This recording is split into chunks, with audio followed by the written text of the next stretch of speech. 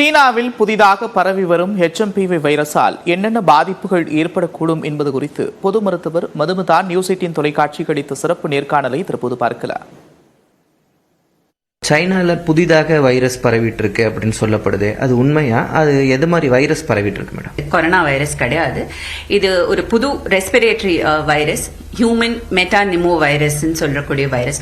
But இது புதுசுன்னு நான் சொல்ல மாட்டேன். இந்த virus is one of second most commonest virus which causes இந்த ரெஸ்பிரேட்டரி இன்ஃபெக்ஷன்ஸ் இன் கிட்ஸ். உலகத்துல அங்க சைனால வந்துருச்சுன்னா இப்போ எளிதா மற்ற இடங்களுக்கு வருவதற்கான வாய்ப்புகளும் இருக்கு.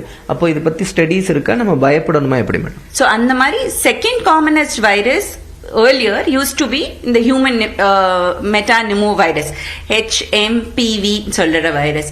So it has been there and இதுக்கு antiviral treatment அப்படின்னு ஒன்றும் கிடையாது. பட் லைக் அந்த RSV வைரஸ், இதுவும் ஒரு சிம்பிளான வைரஸ். ஹெல்தி பீப்புள்ல மேஜரா ப்ராப்ளம் கிரியேட் பண்ணாது. But somebody who is very young, அவங்க இம்யூனிட்டி நல்லா இருக்காது, ஸோ அவங்கள சிவியர் இன்ஃபெக்ஷன் காஸ் பண்ணலாம். இந்த நோய் நம்ம இப்போ கோவிட் இருக்கு, இப்போ அப்பர் ரெஸ்பிரேட்டரி ட்ராக் இன்ஃபெக்ஷன்ஸ், இந்த காலகட்டங்களில் வரக்கூடிய சளி தொந்தரவுகள் மாதிரியே இதையும் நம்ம எடுத்துக்கலாமா? Correct, yes, it is like that, one of the viral infections.